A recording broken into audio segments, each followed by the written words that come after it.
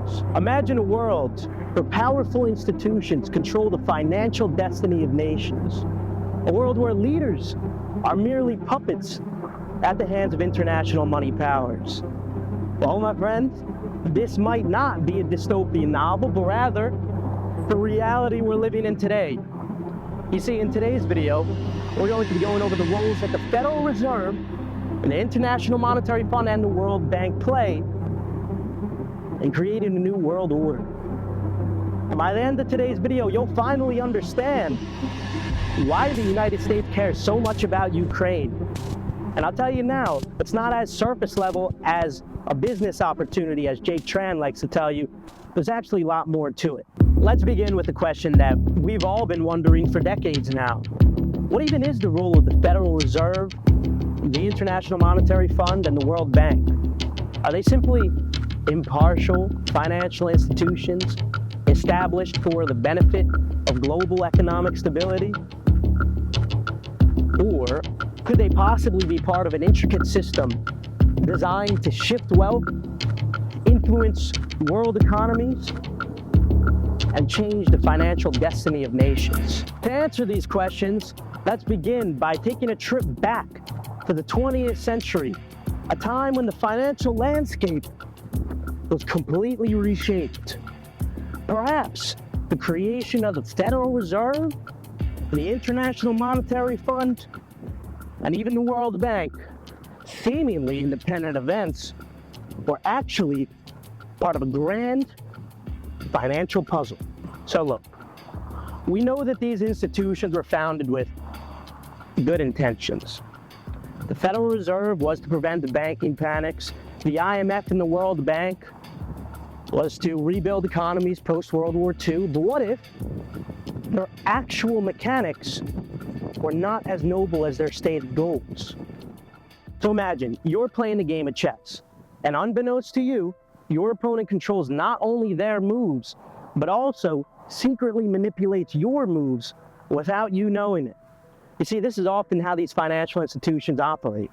On the surface, they implement policies that look good for your benefit, but beneath the hood are favoring certain groups.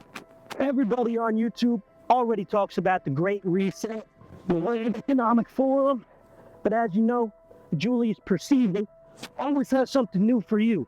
You happen to find something interesting today, matter of fact.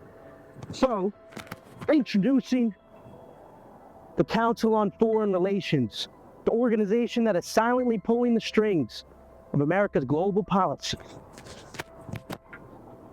Members of the CFR read like a who's who of the most influential people in America. Presidents, ambassadors, their advisors, cabinet members, Federal Reserve Board members, media heads, all of these people, regardless of their public affiliations, all gather under the CFR's banner to influence America's domestic and international policies. But what is the ultimate goal of the CFR? John Foster Dulles, one of CFR's founders, openly called for a world currency along with the leveling off of economic opportunities, even at the expense of U.S. sacrifice. Zbigniew Brzezinski, CFR member and advisor to Jimmy Carter, emphasized the need for American sacrifice in order to build a world monetary structure. Phrases like monetary coordination mechanisms, modern world economic order, convergence of political values, and New World Order were identified as code words among insiders signaling the end of national sovereignty and the creation of world government. But the most alarming part of their strategy lies in the subtlety of its execution. Richard Gardner, a CFR member, promoted a Fabian strategy that is a gradual erosion of national sovereignty instead of an outright assault. This plan aims to shape New World Order piece by piece without alarming the masses. This strategy manifests itself in several ways. For instance, Samuel Huntington, CFR member, argued for lowering the job expectations for college graduates, subtly implying lower economic prosperity for the educated masses. And Paul Volcker, former chairman of the Federal Reserve and CFR member, of course, bluntly stated a necessity of decline in standard of living for the average American. David Rockefeller created the Trilateral Commission to facilitate the establishment of a new world order. The commission aims to unite countries like the United States, Mexico, Canada, Japan, and Western Europe into political and economic unions. Trade agreements such as European Union, the North American Free Trade Agreement, the Asia-Pacific Economic Corporate Agreement, and the General Agreement on Tariffs and Trade are seen as tools in order to push this strategy.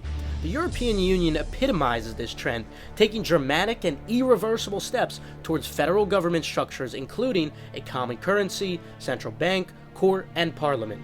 In essence, what we see is a meticulously crafted strategy of power consolidation at a global level, a plan hidden in plain sight, presented to us as steps towards economic progress and globalization. This is a glimpse of the world we live in, a world shaped by hidden government, by strategies executed silently, and by games of power and control. While Paul Volcker feels that the standard of living for the average American must decline, that doesn't mean that you have to be average. So, if you're looking for a way to create some extra side income or just be more productive with your time, I'd highly encourage you guys to check out the link in the description below for my group, Endurance. It's a group that I've operated since 2018, well before the creation of this channel. While the focus of the group revolves around reselling limited products in order to generate a profit through offering you guys monitors, software, bypasses, and exclusive information, we also offer other ways of creating income such as Amazon FBA, or even helping you guys save money through free food exploits and even discounted offers. So if you're interested, I'd highly encourage you guys to check out the links below. And don't compare me to that fucker Ty Lopez. His product is absolute dog water, stuff that you can find for free online. Quite frankly, a lot of the content within Endurance or software, stuff that you can't find online. Ty Lopez, even heard of a bypass link before? Didn't think so. We've all heard of bailouts, haven't we? Large corporations or entire nations defaulting on their loans, leading to dramatic economic consequences, and the solution? A heroic rescue operation funded by taxes and inflation, the hidden tax, to save the day. But who does it really save? Imagine this. A bank makes a risky loan, knowing full well the potential for default. When the loan goes bad, instead of suffering the consequences, the bank is rescued by the government. Essentially, taxpayers cover the defaulted loans, and interest payments continue flowing to the banks. But who really pays the price? On an international scale, the game gets even more interesting. Here, the pawns are not banks, but countries, and the game board is the global economy. Loans are made by institutions like the IMF and the World Bank, using money mostly from the wealthy industrialized nations. When those loans can't be repaid, once again, the industrialized nation's taxpayers foot the bill. The money disappears without making a dent in the economic picture of the borrowing nation. And so now you know. When you pay the hidden tax called inflation, it isn't just for the United States. Congress passed the Monetary Control Act of 1980, authorizing the Federal Reserve to monetize foreign debt too. This expanded the Federal Reserve's power, allowing it to create money not just for U.S. government, but for any government worldwide. That's right, you're footing the bill through a hidden tax, inflation, for not just the United States, but other countries that have nothing to do with your interest as well, like when Mexico announced that it could not pay its $85 billion debt, forcing the Fed to coordinate an IMF loan to Mexico, which didn't even resolve the f***ing problem anyway. But wait, there's more. The International Monetary Fund and the World Bank aren't just playing a short-term game. You see, they're investing in the long haul. And what's the end game again? A world central bank, issuing a world fiat currency. Now, that's a monopoly game of epic proportions. Imagine a global economy regulated by a single institution with the power to affect lives of people across the world with a mere policy change. The sovereignty of individual nations gradually getting blurred, and this isn't just a conspiracy theory, it's happening right in front of our eyes, one step at a time. Countries with strong economies aren't likely to simply surrender their sovereignty, of course, but when their economies are drained, with their citizens waiting in bread lines, their independence will be a small price to pay for an international aid. Meanwhile, less developed nations, controlled by power-hungry leaders, get used to the taste of easy money, becoming comfortable cogs in this global machine. A massive transfer of wealth from the developed to the less developed nations is taking place under the guise of loans. And when the nations can't repay the loans, they lose their independence. We see the inclusion of big players like China and the former Soviet bloc into the realm of the IMF and World Bank. This move is not random. It's the beginning of the endgame. In a surprisingly short span of time, these nations have become the biggest borrowers. And yes, they're already defaulting on their repayments. Now, you may be wondering, why isn't this in the news? Why are we not being informed about the massive economic shift? And it's simple. Because it's all part of the plan. The grand scheme that the world leaders are adhering to is not for public consumption. If their fellow citizens knew what they were really doing, they would be thrown out of office and possibly even face treason charges. The leaders of the industrialized nations are not stupid. They're following a higher loyalty and a larger plan. It's not about rescuing economies or aiding less developed nations. It's about controlling those nations and creating a new world order. In the backdrop of our narrative today, current events, such as the Ukraine and Russia conflict, seem to take on a new light. They seem to echo the themes that we've explored today. The United States, in line with its role on the global stage, has extended considerable financial aid to Ukraine. This situation is eerily reminiscent of what we've talked about thus far. Is it not familiar? A nation seemingly at the mercy of a more powerful neighbor, bolstered by aid from Western powers? But what is the purpose of this aid? As we've learned, intentions can often be layered and far from straightforward. Just as the aid to Eastern European governments during the Cold War era was intended to improve the economy, better people's lives, and wean these countries off communism, we see a similar rhetoric in play now. The aid to Ukraine is ostensibly to help them protect their sovereignty, to improve their economy, and save the lives of the Ukrainian people. However, our exploration of past events urges us to ask critical questions. Will this aid truly go to the intended purposes, or will it, like in the past, potentially end up solidifying the control of certain interest groups, indirectly influencing regional power dynamics? Could this be another instance of the bailout game on an international stage? To me, the answer is obvious, but I'll leave it open-ended.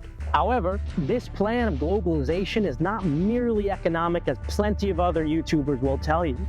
Rather, it's a comprehensive political and financial strategy aimed at unifying world governance under the umbrella of the United Nations. If you found this interesting, I'd suggest subscribing and enabling post notifications for more content like this. You could also check out The Creature from Jekyll Island by G. Edward Griffin with the link in the description if you want to learn more about today's topic. Lastly, feel free to check out my group Endurance if you're looking for a profitable hobby. Leave a comment if you want to share some notions. My friends, today, we've traversed through a very complex saga of financial and political power plays. We've explored the mechanisms within the global chessboard. From the shadows of the Federal Reserve, the IMF, the World Bank, and even the CFR, we've unraveled potential strands of a new world order. And even world events now seem to take on a new light, such as the Russia and Ukraine conflict, illustrating potential dance towards convergence of world governance.